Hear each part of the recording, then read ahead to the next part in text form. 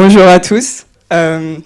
Déjà, on est ravis de vous voir aussi nombreux à cette première conférence organisée par Cosmic pour l'année. Pour info, Cosmic, c'est le club d'astronomie de Centrale Supélec. On organise des observations, alors souvent derrière Breguet, quand le temps le permet.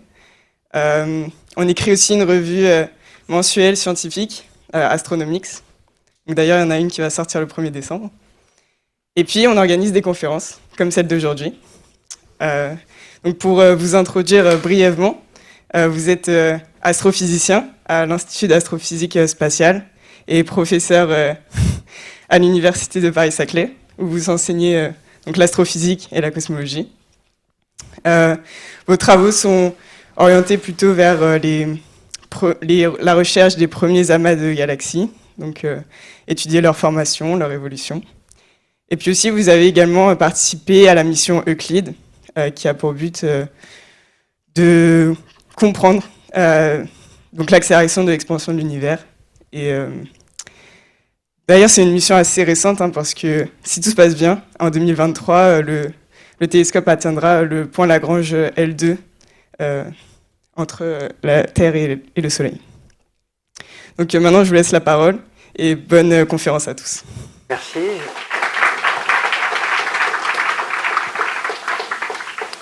Alors j'espère que vous m'entendez bien.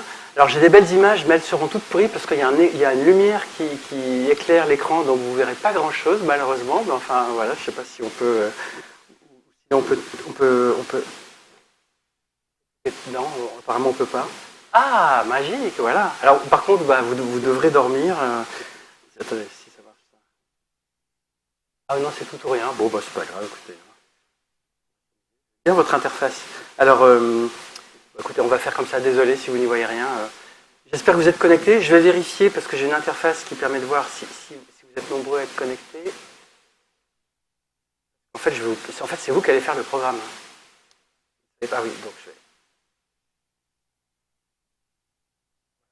On va commencer par une question idiote que vous avez peut-être sur vos écrans si vous l'avez.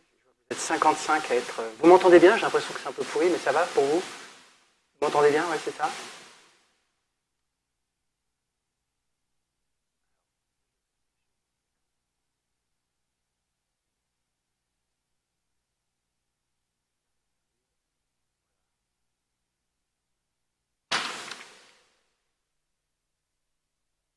L'interface que j'ai, donc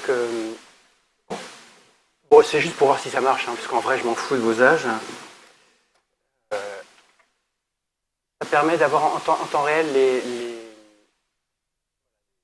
âges de réponse. C'est très pratique, j'utilise ça avec mes étudiants à l'université. Donc continuez de vous connecter, de jongler. Qui viennent d'arriver, vous pouvez vous connecter avec ce site web voclab.com/astropublic ou le QR code et demander à vos voisins si vous n'y arrivez pas. Voilà. Alors l'idée c'est de vous parler des dernières découvertes sur l'univers. Alors j'ai fait un choix complètement arbitraire et on va survoler des choses et après je suis dispo pour répondre à vos questions évidemment. Je pense que vous aurez des questions peut-être un peu plus spécifiques que le grand public. Et j'ai écrit un petit livre qui raconte l'histoire du satellite Planck. En fait, j'ai travaillé beaucoup sur la mission européenne spatiale Planck, qui a mesuré l'âge de l'univers, le contenu en matière noire, en baryons, c'est-à-dire en matière ordinaire, l'âge, etc., de manière absolument inégalée. Et donc, je raconte un peu ça dans ce petit livre de vulgarisation. Alors, Clara vous l'a dit, je m'intéresse à ce qui se passe très très loin dans l'univers. Et vous savez qu'à cause de la finitude de la vitesse de la lumière, regarder loin, c'est regarder dans le passé. Parce que voilà, plus on regarde loin, plus la lumière met du temps à nous parvenir. Et moi, ce qui m'intéresse, ce sont les galaxies très lointaines et les amas de galaxies. Et donc, je vais vous montrer une des premières images qui a fait un peu la une de l'actualité récemment. Cette image date de l'été dernier. C'est la première image très profonde du James Webb Space Telescope, sur lequel je suis aussi impliqué. Donc, le télescope spatial James Webb est un satellite de la NASA, on le sait, mais c'est surtout de l'Agence spatiale européenne et de l'Agence spatiale canadienne. Sur les 4 instruments scientifiques, il y en a 1,5 qui ont été fabriqués par l'Europe. Donc on est vraiment en pointe là-dessus. Et cette image montre un amas de galaxies. Donc tout ce que vous voyez sur cette image, sauf les trucs avec les 6 branches là, qui sont dus à la diffraction sur le système optique avec le miroir secondaire. Tout le reste, ce sont des galaxies. Donc il y a plusieurs milliers de galaxies sur cette image. Donc galaxie, c'est 10 puissance 11 masse solaire à peu près. On utilise la masse solaire, la masse d'une étoile comme unité. J'ai envie de dire que sur l'interface Looklab, vous pouvez poser des questions. Je regarderai de temps en temps, il y a un chat. Mais c'est mieux de me poser parce que je ne peux pas tout faire en même temps. Et donc vous avez plein de galaxies, de couleurs différentes, des rouges, des blanches, des entre les deux. Et puis vous avez des galaxies centrales ici. Donc ces galaxies ne sont pas très lointaines, celles-ci. Elles sont à, voilà, disons, le dernier dixième de l'histoire de l'univers, comme d'ailleurs toutes les blanches à peu près, là, les blanches jaunes. Mais les rouges, elles sont plus lointaines. Et on voit qu'elles sont distordues par effet de l'anti-âge gravitationnel. Donc l'amas de galaxies pèse à peu près 10 puissance 15 masses solaires, et il courbe l'espace-temps. C'était une prédiction d'Einstein il y a à peu près 100 ans.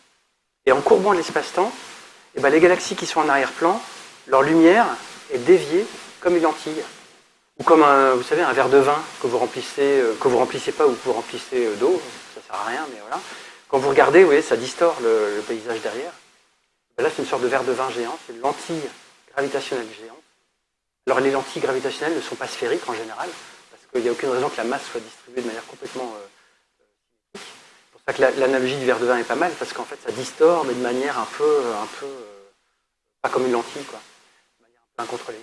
Donc, ces galaxies sont, enfin, d'ailleurs, c'est la même, hein, c'est une galaxie qui est lentillée, qu'on voit 2 fois, et qui est en arrière-plan, et donc ça fait un télescope naturel. C'est d'ailleurs grâce à ce genre d'image qu'on détecte des galaxies ultra lointaines grâce à ce télescope naturel. Donc l'effet de weak lensing ou strong lensing en anglais, donc de l'anti-âge gravitationnel en français, permet plein de choses. D'abord de voir des galaxies d'arrière-plan, de mesurer la masse de l'amas, parce que la relativité générale vous donne une relation très très claire entre en gros, la forme et le rayon des images distordues et la masse qui est dans l'amas de galaxies. Et donc vous savez peut-être qu'on ne voit que très très peu de masse. Hein, la matière visible représente une toute petite fraction. Ça nous aide aussi à comprendre la physique de la matière exotique, donc la matière noire, etc. Donc ça, en plus, elle est belle cette image, donc j'aime bien la montrer. Et puis alors pour parler d'actualité, pour cette image, avec mes collègues, on a découvert cet été un des amas de galaxies les plus lointains jamais observés. Alors c'est pas le record, hein, mais c'est un des records. Ces 2 petites galaxies toutes petites qui ressemblent à rien, là, 2 petits points rouges. En fait, on a mesuré leur vitesse, leur décalage cosmologique vers le rouge, redshift, 7,66. C'est qu'on observe la lumière de cette galaxie s'éloigner à 7 fois la vitesse lumière. C'est l'expansion de l'univers qui fait ça. C'est tout à fait autorisé par la relativité générale. Et donc, on observe des raies qui sont dans le visible. Hein, on les observe décalées d'un facteur 8,6, hein, parce que c'est 1 plus z. Vous verrez si vous faites de la cosmologie, z étant le redshift. Donc c'est décalé quasiment 8 fois dans le spectre, donc on observe ça dans l'infrarouge.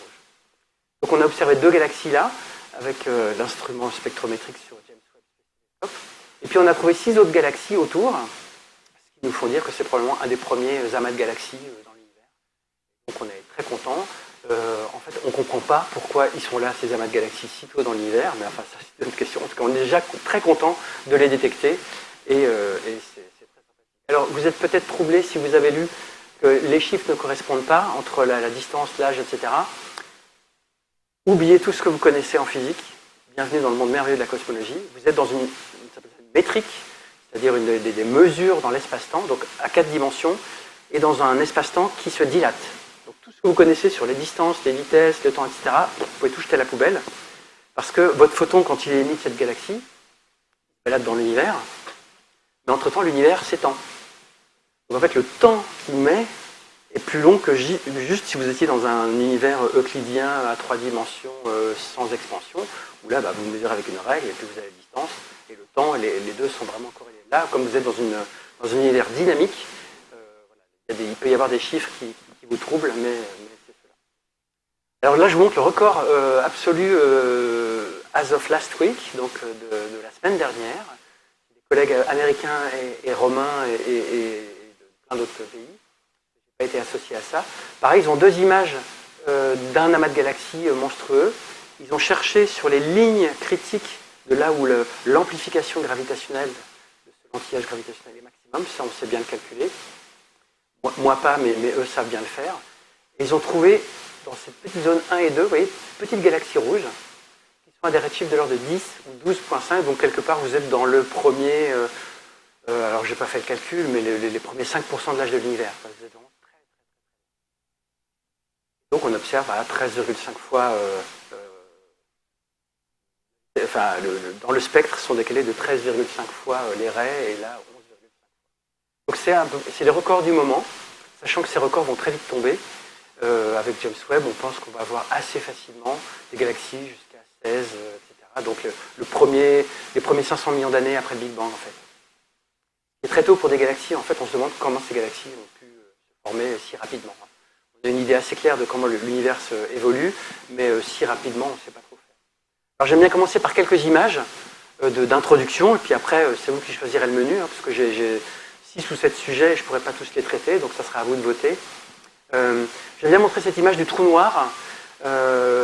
Première image réelle d'un trou noir. Voilà, toute l'histoire de l'humanité, ça date d'il y a 3 ans. Donc le trou noir est au centre. Donc trou noir supermassif pour celui-ci. Un gros trou noir au centre d'une galaxie, autre que la nôtre, hein, dans le Messier 87, une galaxie externe. Et puis vous avez un donut, voilà, ou un bagel. Choisissez votre camp. En fait, c'est du gaz très très chaud, chauffé à des millions de degrés. Alors l'analogie que je donne, c'est quand vous avez une baignoire remplie d'eau et que vous enlevez le bouchon, l'eau, elle ne descend pas tout de suite. Elle met du temps, elle tourbillonne. Bon, c'est un peu pareil. Là, vous avez un champ gravitationnel intense, mais qui est spatialement très petit. Donc la matière qui s'engouffre, elle ne peut pas tomber comme ça indéfiniment, enfin instantanément. Donc elle se met à tourner, à s'échauffer, et c'est ça qu'on voit. Alors, dans les images de trous noirs, en fait on en a que 2 actuellement, mais d'autres vont arriver, on a l'impression que c'est un bagel, effectivement. En fait, vous avez peut-être vu le film Interstellar, etc. La distorsion de l'espace-temps est telle ici qu'en fait on voit derrière. On voit derrière, et donc c'est pour ça qu'à chaque fois on voit une sorte d'anneau, plus ou moins brillant selon qu'on est de face ou de derrière, mais en fait c'est comme si vous avez un rétroviseur qui vous montre en fait ce qu'il y a derrière le trou noir à cause de cette distorsion de l'espace-temps. Alors une fois des étudiants, je leur montrais ça aussi, mes étudiants en bas, dans la vallée, et ils étaient en mode blasé sur le mode bon bah ouais c'est super. Je leur ai dit qu'entre une théorie toute seule d'un côté et une théorie plus une observation qui valide la théorie, scientifique et épistémologique, c'est le jour et la nuit. Là vous avez, alors vous ne pouvez jamais prouver une théorie, hein, mais vous avez la preuve que votre modèle marche très bien. Et d'un point de vue scientifique, ça change tout. Même si cette image correspond à ce qu'on s'attendait, ce à quoi on s'attendait, le saut est majeur scientifique, parce que quelque part ça valide tout ce qu'on a fait depuis la deuxième moitié du XXe siècle. Alors pour obtenir cette image, ils ont utilisé 7 télescopes, c'est dans les ondes millimétriques, hein, donc plus loin que l'infrarouge, parce que le détail est extrêmement fin. Hein. Je n'ai pas le chiffre en tête, mais c'est très, très, très fin. Et donc il fallait un télescope de la taille de la Terre pour l'observer. Donc ils ont pris un radiotélescope au pôle sud, un en Espagne, une contribution française, plusieurs sur les Amériques, un à Hawaï, et ça doit être à peu près tout. C'est pas mal. Et donc ils ont combiné les données par interférométrie. Et donc ils ont tout reconstruit et ils ont obtenu cette image grâce à ça. C'est pour ça que ça met du temps, parce que les observations doivent être coordonnées, ils doivent ensuite avoir un traitement des données massif, monstrueux. Alors j'aime bien aussi montrer, avant de montrer d'autres images, ce que dit Jim Peebles. Vous ne connaissez peut-être pas Jim Peebles, mais Jim Peebles, c'est un prix Nobel de physique il y a 2-3 ans, en cosmologie. C'est un peu le père, entre guillemets, du modèle cosmologique qui inclut matière noire, énergie sombre. C'est lui qui a un peu tout remis à plat. Lui, c'est un théoricien. Il a pris les données d'un peu partout et il s'est dit non, mais voilà, l'univers est en expansion probablement accélérée, il faut remettre de la matière noire, alors qu'à une époque, c'était pas très de la matière. Et alors, vous parlez anglais probablement, et j'aime bien montrer cette phrase parce qu'elle casse un peu l'idée que certains pourraient avoir de la science. C'est la science, petit a, petit b, je démontre, j'ai les équations de Maxwell, j'ai les équations de la gravitation, tout va bien, je déroule. Ben non, non, il a fallu tester, patouiller, essai-erreur. Et notre quotidien, nous les scientifiques, c'est que dans 90% des cas, on passe du temps pour rien, c'est pas du temps pour rien, mais du temps à des trucs qui ne marchent pas. Ou des trucs qu'on ne comprend pas, etc. Donc il y a beaucoup de temps d'aller et retour. Et c'est ce qu'il dit. Hein. On prend des idées, alors on peut dire que idée c'est hypothèse. On prend des hypothèses et des mesures, et constamment, on les confronte, on les confronte, on les confronte, on les confronte. Et puis à la fin, avec des approximations, bien entendu, hein, nos modèles, par définition, sont des descriptions simplificatrices de la réalité. Les approximations successives, tout cela aboutit à des théories qui sont tellement testées qu'à la fin, ça devient la science canonique. Alors si vous connaissez Gottlieb, voilà, vous aurez vu la référence, mais c'est pas comme ça que ça se passe. Alors les intuitions peuvent se passer comme en bas, sur les dessins. On a le droit d'avoir des intuitions, on a le droit de sentir des choses, mais ça ne suffit pas, donc il faut tester, se faire avoir, etc. Et puis je ne reste pas au plaisir de sa date de ce matin, je crois, de montrer... alors je ne fais pas de politique, mais vous connaissez peut-être la ministre, parce que c'était la présidente de l'université, donc c'est une copine, voilà, donc la ministre de l'Enseignement supérieur et de la Recherche, Sylvie Retailleau, ça n'a rien à voir avec la science, mais ça a à voir avec le spatial, qui discute avec donc la prochaine astronaute française, qui est une astronaute, donc on est très content d'avoir une ministre et une astronaute, qui s'appelle donc Sophie Adenau, voilà, donc vous en entendrez parler, ça date je crois de ce matin, ou de hier matin, je ne sais plus, en tout cas c'est très récent, donc voilà, donc les filles peuvent et doivent devenir astronautes et scientifiques, et ça alors, pour le menu, je vais vous poser la question du menu, je vais vous montrer ce dont on va parler. Je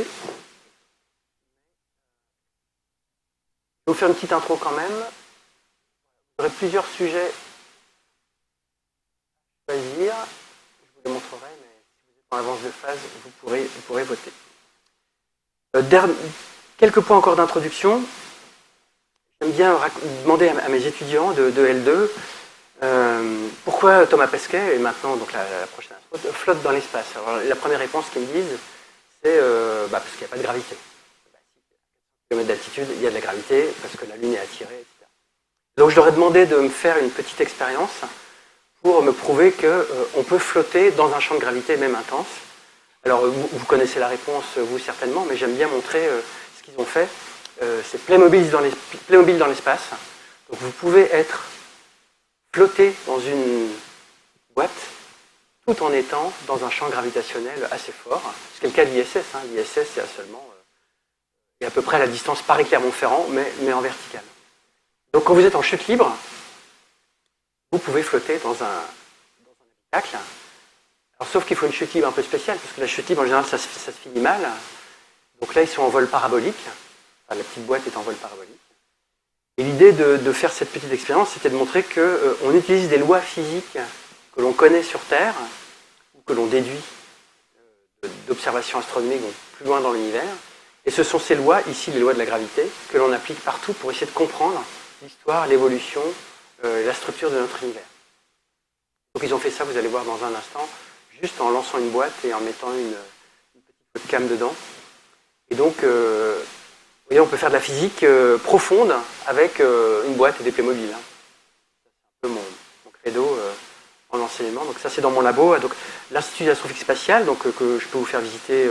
On fabrique des missions spatiales qui vont dans l'espace et qui font de la science. C'est notre positionnement. Donc, voilà, ils ont juste fait ça. Alors ils l'ont fait beaucoup de fois. Il y a eu de la casse. Enfin, je vous passe les détails, mais ils ont bien à faire leur Playmobil dans l'espace. Voilà. On peut faire de la physique amusante. Je continue avec quelques belles images, parce que j'aime bien aussi. Hein. Après tout, on est là pour se faire plaisir. Donc quelques images récentes qui sont sorties. Les anneaux de Saturne, dont vous savez peut-être que ce sont des blocs de glace d'eau, de tailles différentes. Hein. Ça va du micromètre jusqu'à quelques kilomètres. Là, c'est Neptune pris par le James Webb en infrarouge, donc avec ces tout petits anneaux, mais qui sont très visibles dans l'infrarouge. Tant qui est là. La planète Mars, prise par les dernières et puis des galaxies dont je vais reparler dans un instant, prises par le James Webb. J'aime bien montrer deux vidéos aussi en introduction, avant de dévoiler vos choix. C'est un survol planétaire.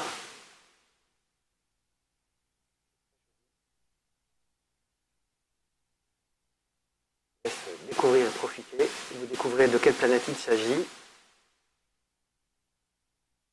La turbulence partout. Cyclone. On appelle un flyby. Enfin, la sonde a une orbite très elliptique, donc elle passe très proche de la planète. Ensuite, elle s'éloigne et elle revient. Donc ça, c'est accéléré. Je ne sais plus combien de temps ça a mis, mais c'est pas en temps réel. C'est pas Star Wars ou d'une galaxie. Vous reconnaissez la tache rouge, d'autres cyclones, et puis la turbulence, parce que les vents vont en sens contraire, donc c'est évidemment Jupiter, par la sonde Juno. Et sachez que les Européens, nous, on lance une mission spatiale très bientôt, qui s'appelle JUICE, qui va vers Jupiter, et mon labo, donc, qui est dans la vallée, on a construit l'un des instruments les plus importants.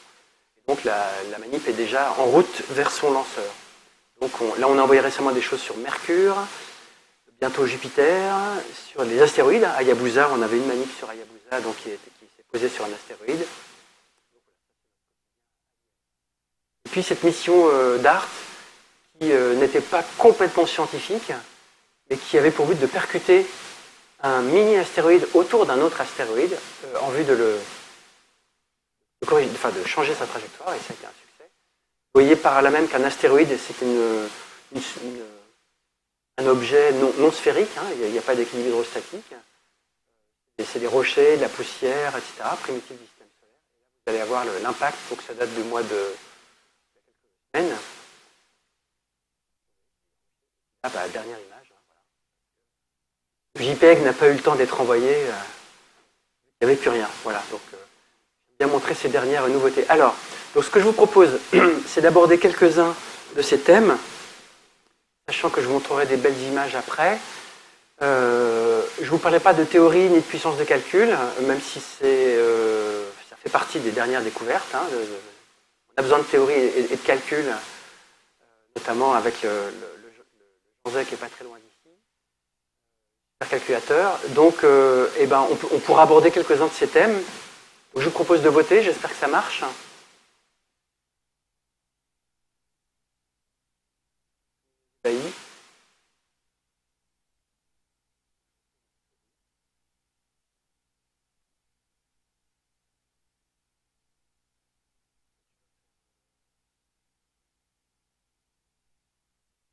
Donc,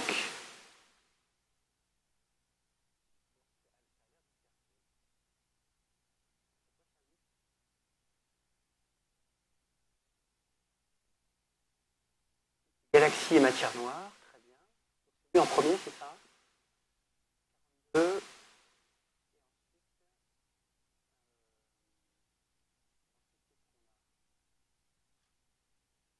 Là, 6, c'est quoi? Et système planétaire, ça va être ça. Bah, en fait, c'est un package, donc vous aurez exoplanète et système planétaire. Galaxie et... Bon, bah, on fait comme ça. Je vous fais un package 5 et 6 et 8 et 9. Voilà. Ça vous va? Voilà, sinon, rebellez-vous, vous posez des questions après. Donc, ça tombe bien, parce qu'en fait, j'aime bien parler de ça. Donc,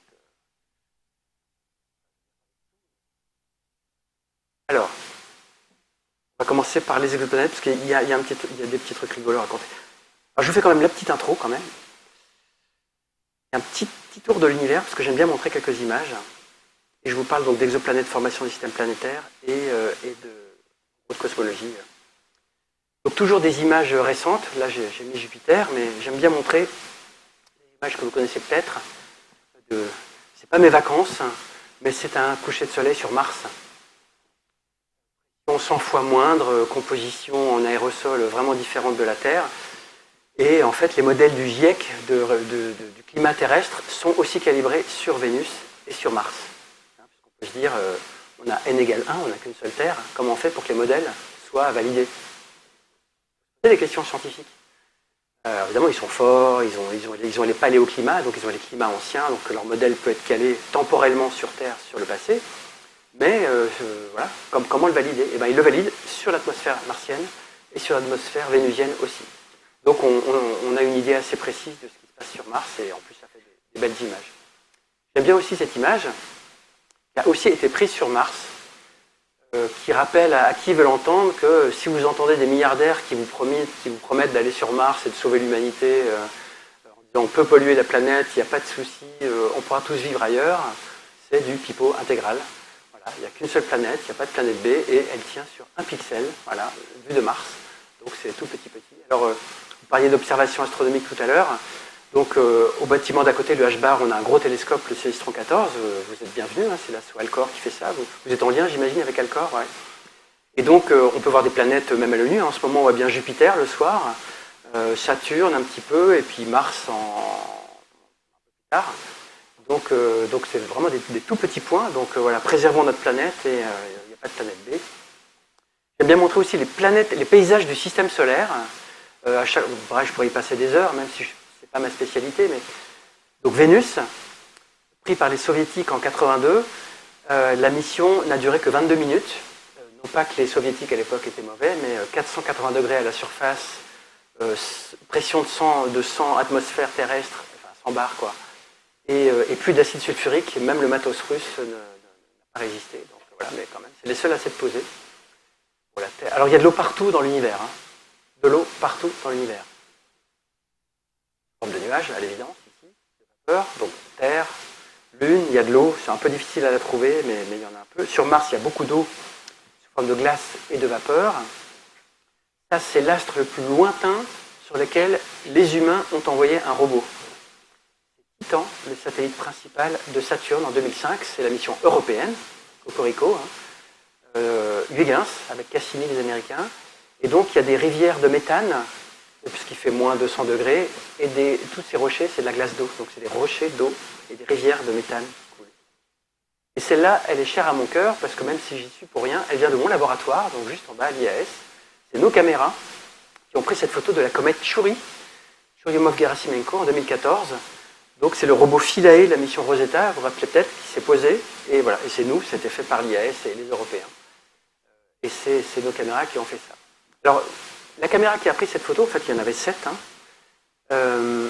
elle a 400 par 600 pixels. Je peux vous dire, par rapport à ce que vous avez dans vos smartphones, hein, j'en ai un dans la poche, un smartphone, là, il y a des centaines de milliers de pixels, je dis, mais pourquoi ils envoient un truc tout pourri à 400 pixels? Il y a plusieurs raisons. D'abord, cette caméra a été conçue à la fin des années 1990, lancement en 2004, 10 ans de voyage interplanétaire pour atteindre la comète. Donc déjà, ce que vous concevez à un instant T, vous l'envoyez que 15 ans plus tard, en général, dans le spatial scientifique. Notre quotidien. Hein. Donc, j'ai fait Planck, Planck on a lancé en 2009, ça a été accepté en 1996. Euclide 2023, ça a été accepté en 2011. Et encore là, c'est assez rapide parce que c'est des technos standards. J'ai bossé sur Spitzer, quand je bossais à la NASA, dans ma jeunesse. Spitzer a été accepté en 1984, je crois, lancement en 2003. Et James Webb, n'en parlons pas, il a dû être accepté dans les années... Donc déjà, il y a un temps entre le moment où vous décidez d'une techno et où elle est dans l'espace en train de fonctionner. Et la deuxième chose, c'est que si vous envoyez votre smartphone dans l'espace, vous le savez probablement, il fait très chaud côté soleil et très froid côté ombre. Hein, typiquement 200 degrés côté soleil et moins 100 degrés Celsius côté nuit. Donc il n'y a rien qui résiste. Enfin, si vous mettez un truc comme ça résiste absolument pas. Donc il faut envoyer des systèmes qui gèrent les écarts thermiques monstrueux qui existent. Et donc, le spatial, c'est pas tant le vide le problème, c'est le chaud et le froid, finalement. C'est vrai pour les humains aussi. Donc, c'est pour ça qu'on envoie des technos qui ont l'air périmés, mais en fait, qui résistent à tout, y compris les voyages interplanétaires. Alors, il y a des belles étoiles qu'on peut voir à quelques années-lumière, avec Hubble à l'époque. Il y a des belles nébuleuses qu'on peut voir dans notre Voie lactée. Ça, c'est James Webb Space Telescope qui l'a montré récemment. Une image de Hubble aussi.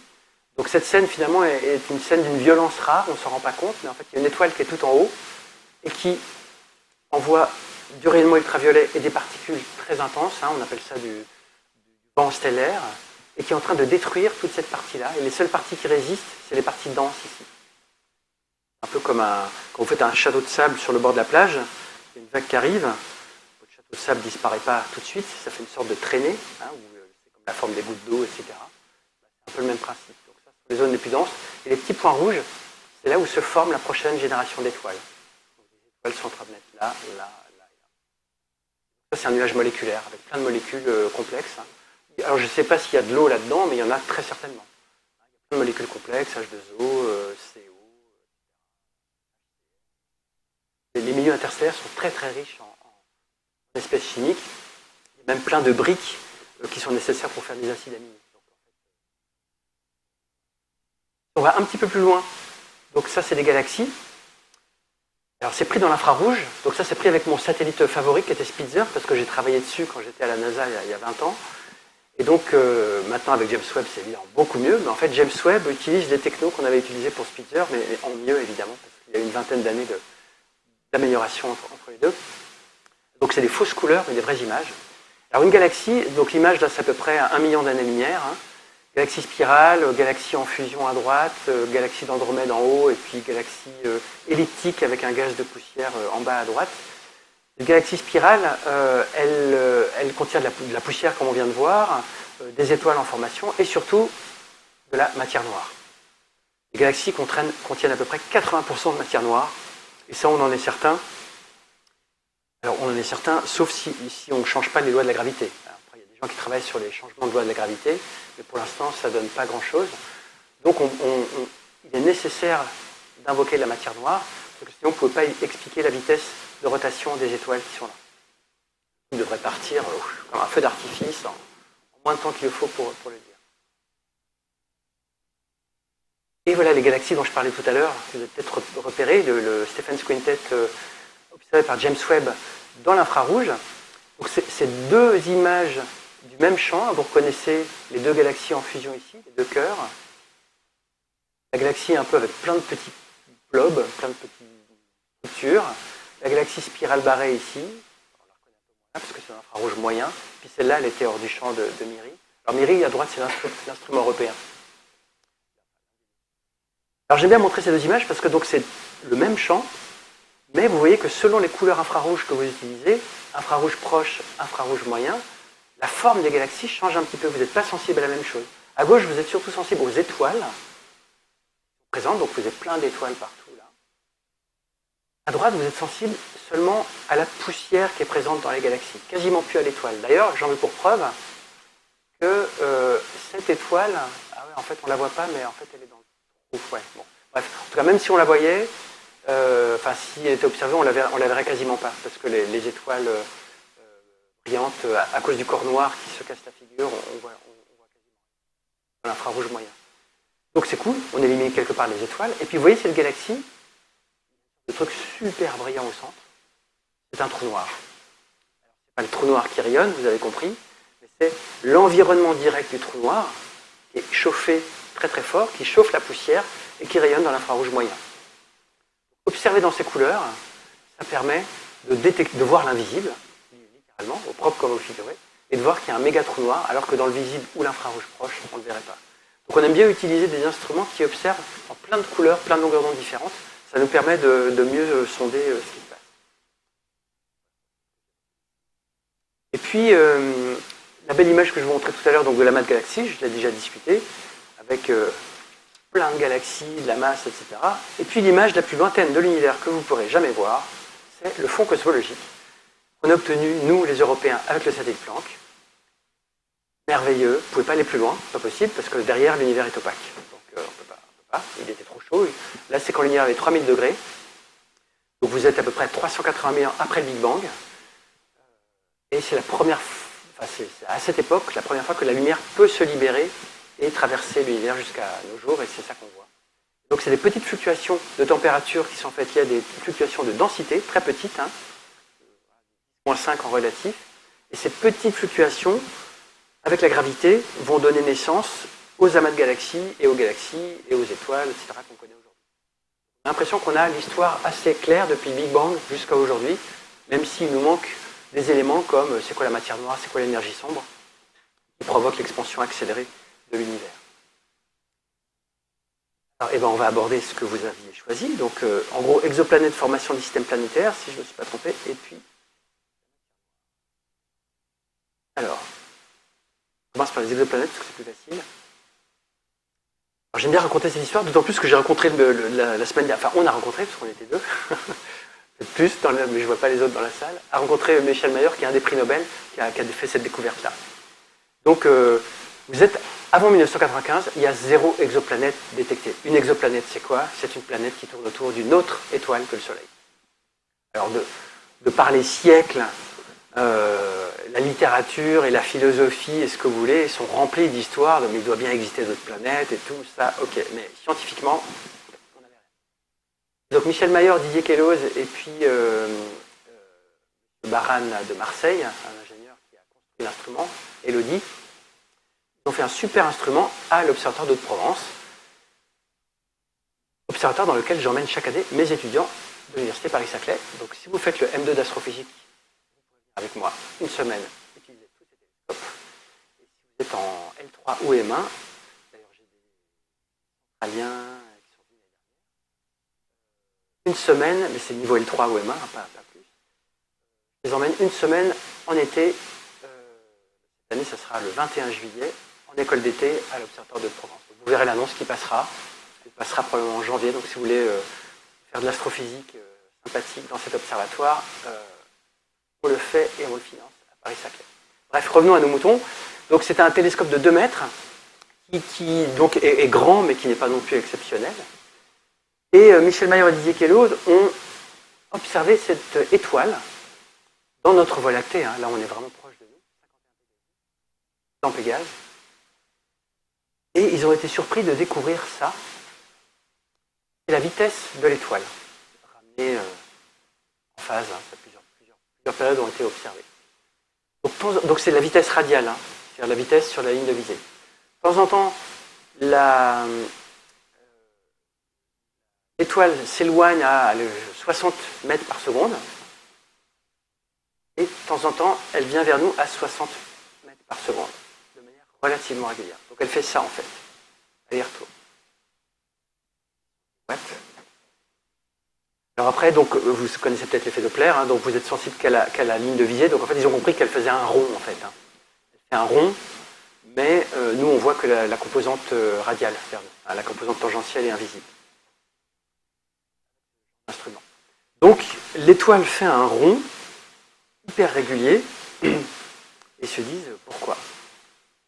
J'ai pu discuter avec Michel il y a 2 semaines, et je lui ai dit mais comment tu as fait ta découverte, etc. En fait, ils avaient un gros problème. Il y avait 2 solutions pour expliquer ça. Soit il y a effectivement une exoplanète, et donc l'étoile tourne autour du barycentre, l'étoile exoplanète.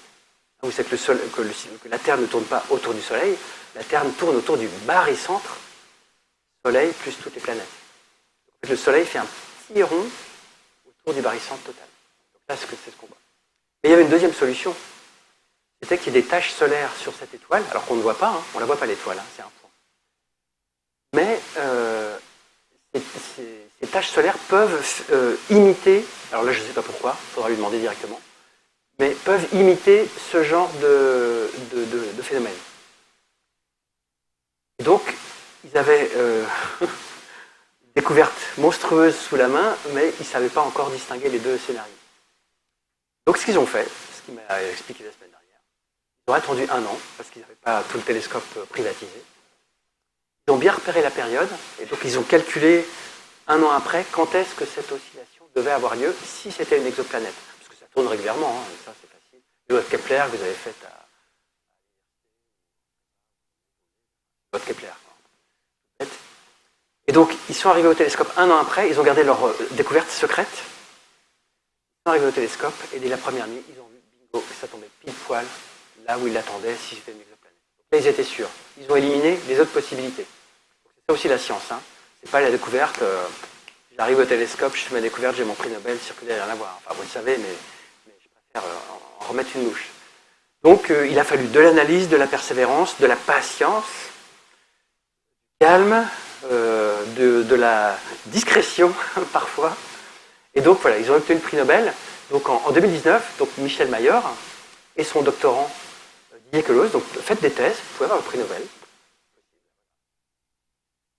Ça n'enlève rien au mérite de Didier Queloz. Et puis, donc, il y a eu Jim Peebles, dont j'ai parlé au début. Donc, le pitch du prix Nobel de cette année-là, c'était nous comprenons mieux dans quel univers nous vivons. Donc avec la diversité des exoplanètes et puis le modèle cosmologique à grande échelle. Alors cette découverte a eu un retentissement majeur pour plein de raisons, mais je vais en citer deux. La première, c'est qu'on pouvait enfin prouver scientifiquement qu'il y avait des exoplanètes, ce qui d'un point de vue philosophique et scientifique est important. Mais surtout, cette première exoplanète tuait tous les modèles de formation des systèmes planétaires qu'on avait. Toutes les théories, poum, terminées. Parce que les théories prédisaient prédisaient le système solaire. Le système solaire, la planète géante Jupiter et Saturne sont très très loin dans le système solaire.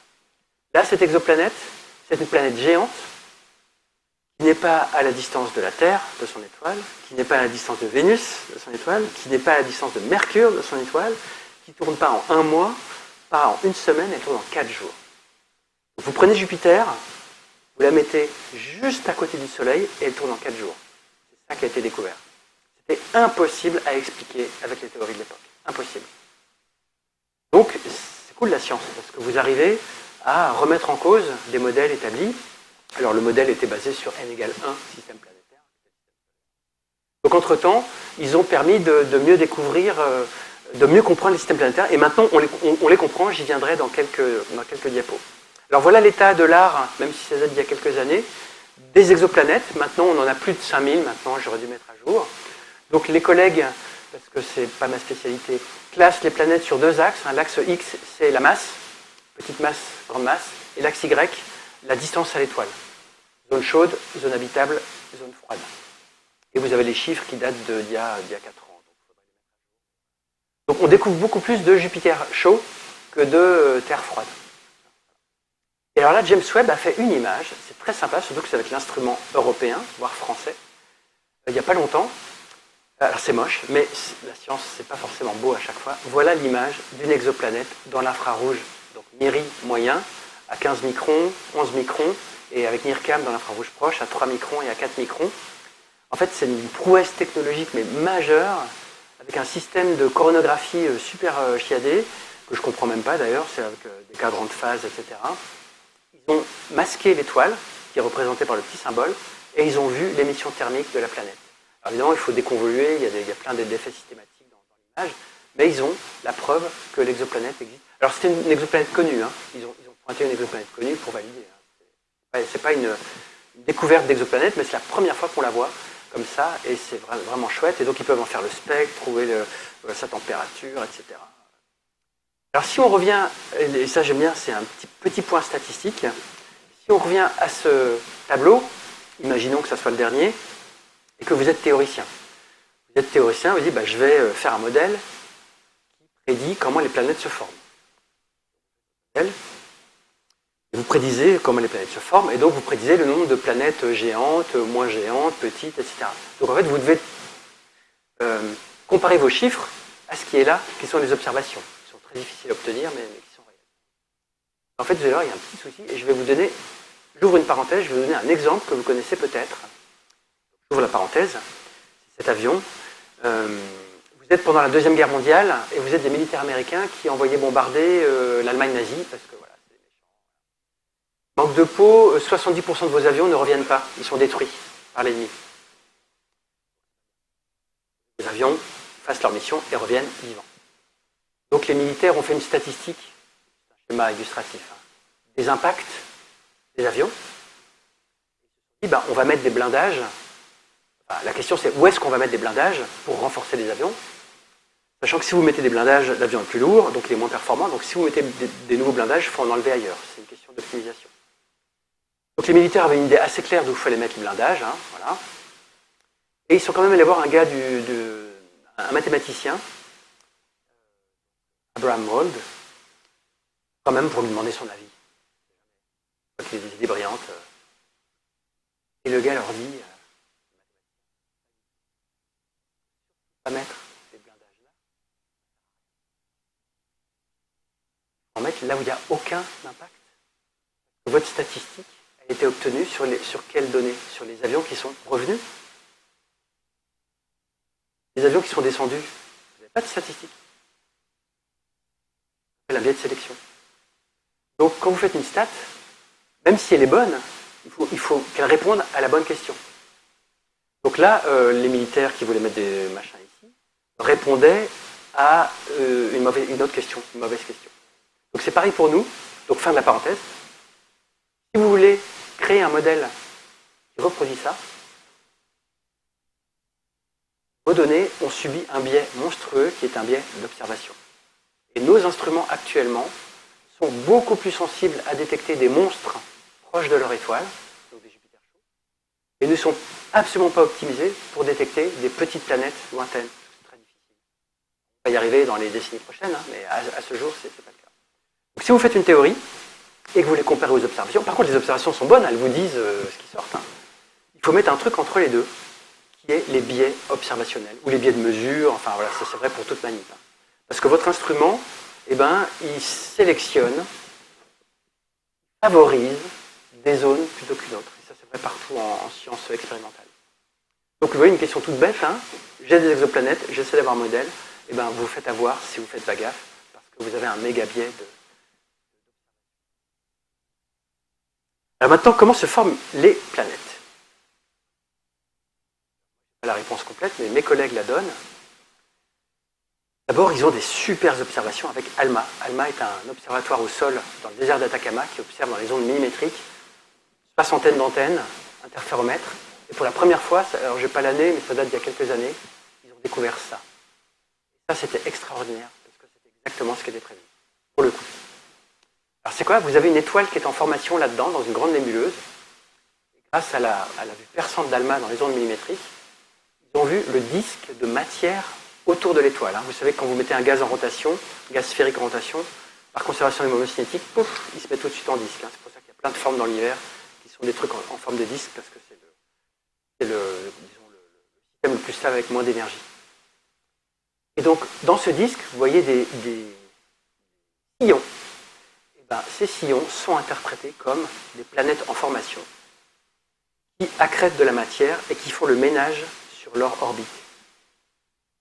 C'est là que se forment les planètes, selon nous. Alors, ça explique pas pourquoi il y a des Jupiters chauds.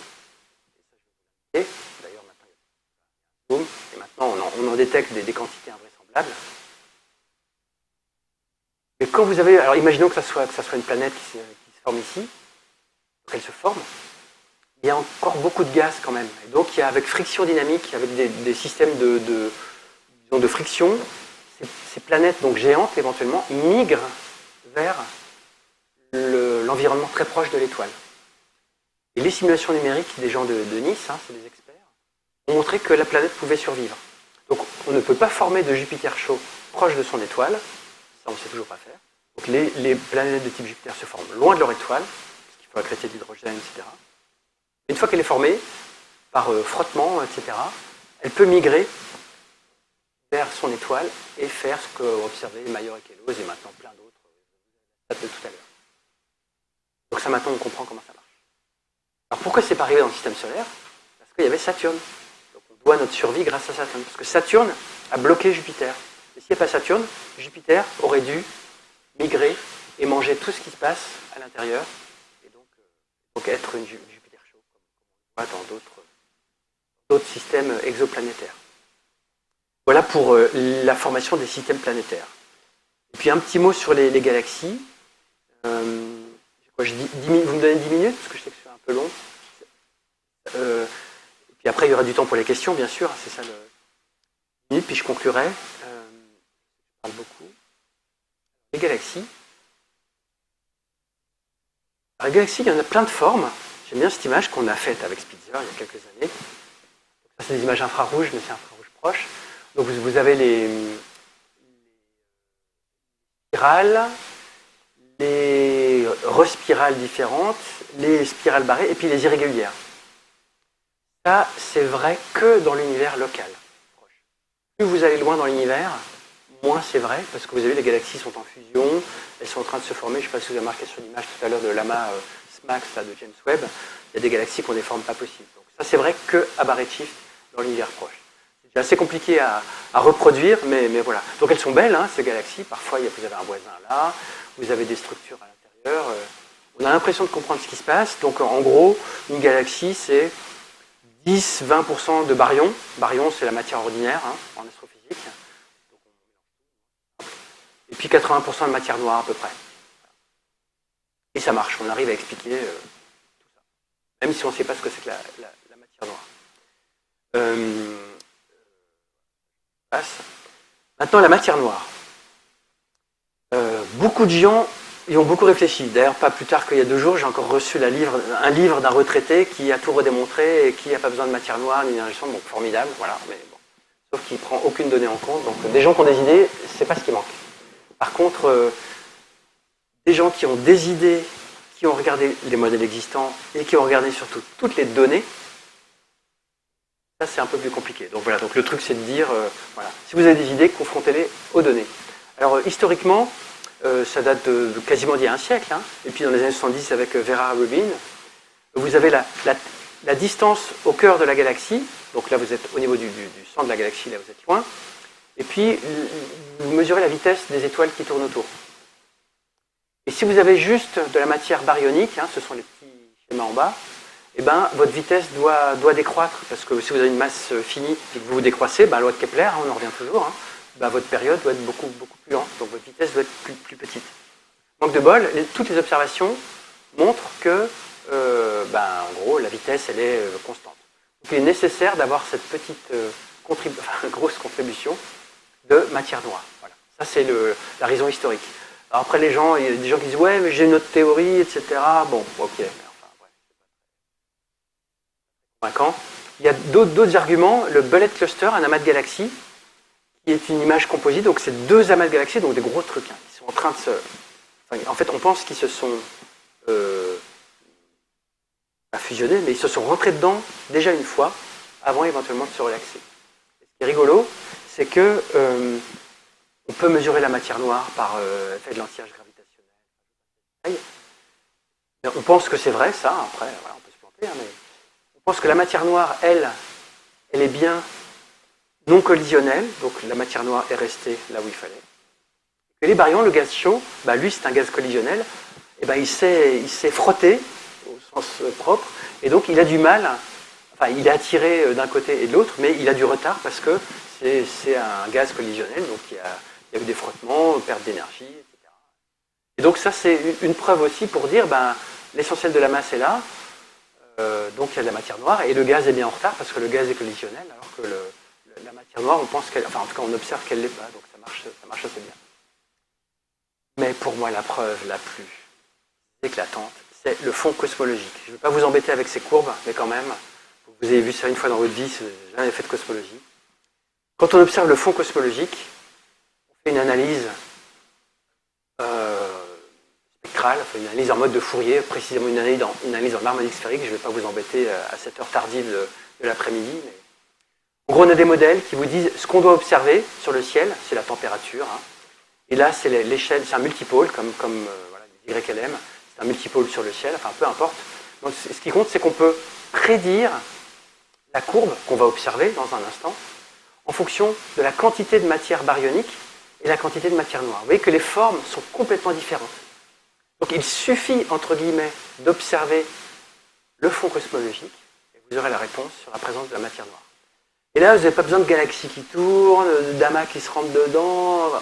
Vous êtes juste au tout début de l'univers, physique linéaire, la plus propre possible, 6 paramètres seulement. Ça marche nickel. Donc on a des modèles. On a les données du satellite Planck, 20 ans de travail. Alors ce que je vous montre, c'est 2015, mais les derniers résultats datent de 2022 d'ailleurs. Donc je ne vous raconte pas les axes, mais en gros c'est l'intensité des fluctuations et puis la taille sur le ciel où sont ces fluctuations. Sachant que les missions précédentes, américaines, s'arrêtaient ici, vers 500, 700, beaucoup plus loin. Donc, voilà les meilleures familles de modèles et voilà l'accord entre tous ces paramètres. Donc c'est mieux que dans les TP que vous faites, et que je fais aussi d'ailleurs. Et pour avoir cet ajustement parfait, sans matière noire, sans énergie sombre, en mettant des âges farfelus de l'univers, ça ne marche pas. Ça ne marche qu'avec matière noire, énergie sombre, 6 milliards d'années, etc. De plus, on peut mesurer où est la matière noire dans l'univers. projetée. C'est une carte qu'on a sortie la première fois en 2013, qu'on a raffinée. Alors, les zones sombres, là, c'est là où on ne peut pas le mesurer, hein. Nuage de Magellan, par exemple, ici. Mais sinon, voilà, sur la ligne de visée, vous avez la projection de toute la matière noire dans l'univers, et ça, on arrive à le mesurer indirectement. C'était une prouesse, c'est toujours unique au monde, hein. Il n'y a que nous qui avons réussi à faire ça, les Européens. Maintenant, les collègues font ça à plus petite échelle. Je vous montre une image d'une publi assez récente. Je ne sais plus quelle, elle doit dater d'il y a 2 ans. Et c'est la carte de matière noire, mais sur une toute petite zone, avec le Dark Energy Survey, première année de données, et donc vous avez les coordonnées sur le ciel, et puis en gros, vous voyez la même chose. Mais maintenant, on arrive à le faire à plus petite échelle. Alors, le nouvel espoir, pour mesurer tout ça, c'est de parler du satellite Euclide, qui va arriver, puis je vous montrerai dans un instant les paramètres cosmologiques. Alors, Euclide, une mission spatiale qu'on va lancer donc en juillet prochain, et qui emportera la plus grande caméra jamais envoyée au monde pour faire de l'imagerie. Vous avez la taille? Ça change des smartphones ou des, je sais pas quoi, des réflexes ou de tout ce que vous avez vu. Alors, il existe peut-être des plus grandes caméras au sol, mais je ne sais pas trop à quoi elles serviraient. Mais... Ah si, il y a des télescopes au sol pour les télescopes, enfin des caméras au sol pour les télescopes. Dans l'espace, il n'y a jamais plus grand. Techniquement, il y a eu plus grand, mais c'était pour Gaïa, et Gaïa utilisait beaucoup de choses pour les spectres. Donc la partie imagerie était plus petite. En termes d'imagerie pure, on est les plus forts.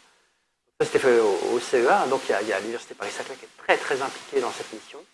Et donc, Euclide va, pendant 5 ans et demi, mesurer des milliards et des milliards de galaxies, des images de la qualité de type Hubble, pour voir du lentillage gravitationnel, pour mesurer donc la présence de matière noire et mesurer les effets de l'énergie sombre sur l'accélération de l'univers. Donc ça ne va pas nous dire ce que c'est que la matière noire ou ce que c'est que l'énergie sombre, hein. Mais ça va nous permettre de mieux caractériser et de tuer plein de modèles. D'autres images de Euclide, le satellite qui est presque prêt, ça c'était il y a 1 an je pense, donc, le télescope avec des baffles partout, hein, pour limiter la lumière diffusée, et puis les instruments qui sont derrière, on va les voir. Voilà les instruments qui sont derrière, donc le NISP qui est l'instrument français, sous leadership de Marseille, et puis le VIS qui est l'instrument franco-anglais. Nous, à Orsay, on a, alors je ne sais jamais où elle est, on a, donc Saclay le CEA Saclay a fait toute cette partie-là, et nous, en bas, dans la vallée, on a fait, je crois que c'est ce truc-là, mais je ne suis pas sûr, qui permet d'étalonner chaque jour ce méga instrument. C'est pas magique, hein, on ne fait pas des images et du boum, tout marche, il faut à chaque fois faire des étalonnages. Et puis voilà le satellite tel qu'il était il y a 1 semaine. À Cannes, chez S, je crois, et donc télescope, panneaux solaires derrière, instruments, etc., et qui était dans un test thermique et de vide, et qui s'est très, très bien passé. Donc, je peux vous montrer 2 dernières petites choses sur le fond cosmologique, comment on l'a mesuré.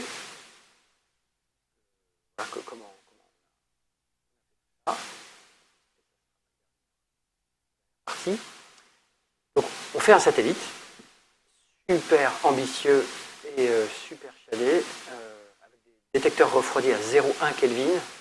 Ouais, c'est jamais réitéré depuis. Tous les Français qui ont fait ça. Vous mettez ça sur une Ariane 5, légèrement stressant. Il vaut mieux regarder les lancements des autres, pas les siens. Donc ça, c'est des animations. Donc vous éjectez les EAP, un tâche d'accélération à poudre. Le lanceur sort de l'atmosphère, éjecte sa coiffe. Vous larguez Herschel, sur lequel j'ai aussi travaillé, européenne. Et puis vous changez de direction pour pas que ça se fonce dedans. Vous éjectez cette cloche, qui est le SILDA, système lancement double Ariane, unique au monde. Vous mettez Planck en rotation, c'est le satellite Planck.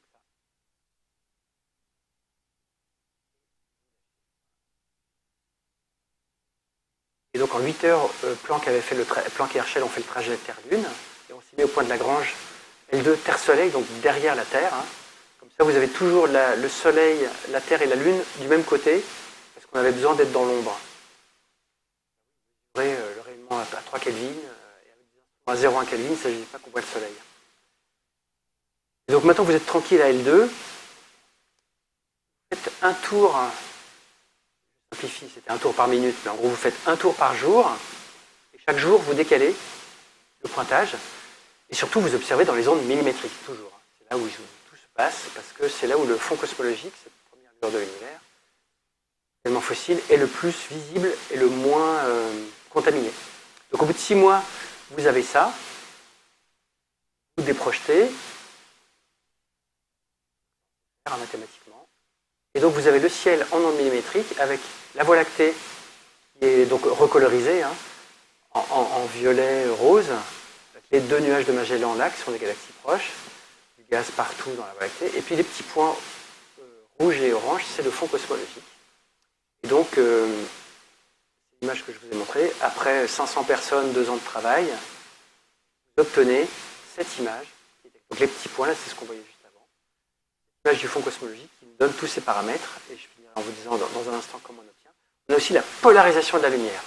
Ça, c'est génialissime, parce que, bon, je ne vais pas vous faire un cours de cosmologie, mais en gros, ce fond cosmologique contient une information de la lumière polarisée qui nous dit comment ces petites bulles, parce que c'est des petites bulles, j'ai oublié de le dire, enfin, c'est des bulles de plasma qui oscillent, et à quelle vitesse ces bulles de plasma oscillent. Et donc vous avez en gros position, intensité et vitesse. Donc en physique, vous pouvez faire beaucoup de choses avec ça. Hein. Et donc grâce au système de vibration qu'il y a à cette époque-là, même si la résolution est moins bonne, on arrive à reconstruire plein de choses. Alors comment on fait pour obtenir l'âge de l'univers et son contenu en matière noire? Voilà, en 2 mots, comment on fait. Commençons par ce qui est en bas à droite. C'est les modèles dont je vous montrais la forme tout à l'heure. Donc on a des millions de modèles d'univers, avec l'intensité ici, et puis la taille sur le ciel. Donc on fait tourner des millions de modèles. Et le but, je vous l'ai montré tout à l'heure, c'est de mettre les données sur cette courbe. Sauf que les données, elles sont comme ça. En forme d'image, elles ne sont pas sous forme de points là-dessus. Donc vous faites une transformée en harmonique sphérique. Si vous ne savez pas ce que c'est comme une transformée de Fourier, mais sur la sphère. Corrélation, donc vous avez des YLM. Si vous avez fait de la physique quantique, c'est les mêmes YLM que dans les atomes d'hydrogène, etc. Puisque c'est LM. Et puis vous faites une corrélation. Et donc en gros, vous passez à la moulinette vos données et vous pouvez mettre les données là-dessus. Et c'est là que ça devient intéressant. Parce qu'il n'y a pas qu'un seul modèle qui passe, il y a toute une famille de modèles qui passent. Et vous prenez statistiquement les modèles qui sont les plus fréquents. Et donc vous obtenez oméga m est la quantité de matière noire dans l'univers. Voilà, pof, 33%. La constante de Hubble, pof, 67,3, pof. Et l'inflation cosmique, etc. Et c'est là que vous pouvez obtenir le camembert cosmique, c'est-à-dire le contenu de l'univers, qui est donc essentiellement noir, hein, voilà, le dark component, le dark sector of the universe. Et donc voici le contenu de l'univers. La méthode que je viens d'indiquer. C'est comme en TP, hein, vous avez des données, un modèle, pof, vous fitez. Juste que ça concerne tout l'univers, et vous avez une mission spatiale 1 milliard, et ça a mis 5% de matière ordinaire, 25% de matière noire à peu près, et puis donc cette fameuse dark energy qui provoque l'expansion accélérée. Et les chiffres très précis proviennent de cet ajustement, même si on ne sait pas ce que c'est. On a une équation d'état comme en thermodynamique hein, qui permet de qualifier le comportement de cette matière. Et puis je vais finir par, alors là j'ai un peu triché, la revanche des 6 paramètres, hein, parce qu'il y a 6 paramètres pour la cosmologie, donc je ne vais pas détailler, je vais juste vous montrer l'âge de l'univers quand même, ça c'est cool. Voilà, vous avez vu l'incertitude, hein, voilà. 13, alors vous choisissez selon, voilà, il vaut une potentielle de droite, 13,787 milliards d'années, donc en gigailleurs, hein, voilà, plus ou moins 0,02, 0,15% d'incertitude, voilà, jamais dans l'histoire de l'humanité on a mesuré l'univers, son âge, avec cette précision, et c'est inégalé pour bien longtemps, parce que donc c'est cool, et puis on a la matière noire, on a tout ce qu'on veut. Donc on arrive quand même à faire des choses assez sympas, même si c'est long, ces missions spatiales, pour mesurer de belles choses dans l'univers. Je finis avec 2 images, 2-3 images, qui n'ont rien à voir avec la cosmologie. Je reviens dans notre Voie lactée, parce que c'est quand même toujours sympathique. En plus, c'est des images de Hubble, ça, qui sont toujours très belles. Pareil, c'est une nébuleuse. Et comme tout à l'heure, c'est une scène dramatique, parce que vous avez une étoile quelque part à droite de l'écran, qui photoionise, donc qui est en train de détruire tout ça. destruction. Voilà, donc ça vaporise, enfin c'est photoionisé. C'est pour ça que vous avez des jets comme ça, la matière qui est éjectée, même des galaxies de fond. Et vous avez des densités différentes. Et c'est dans ces nuages de gaz que se forment les prochaines générations d'étoiles. Et puis, qui est par James Webb, pareil, même principe. C'est une nébuleuse dans notre Voie lactée qui est photodissociée, donc ça ressemble à une côte. Hein. Mais non, en fait, c'est un nuage moléculaire qui est complètement en train d'être détruit par une étoile qui serait au-dessus. On voit les jets un peu bleu là, qui a été recolorisé. Il montre le fait que la matière est vaporisée. Et donc je termine en vous disant que eh bien, la cosmologie c'est cool, venez faire de la recherche, soit en tant que chercheur, soit en tant qu'ingénieur, hein, enfin ce que vous voulez, mais c'est cool. On fait des trucs bien et surtout à Paris-Saclay parce qu'on est les meilleurs. Voilà. Merci de votre attention et je suis là pour vos questions.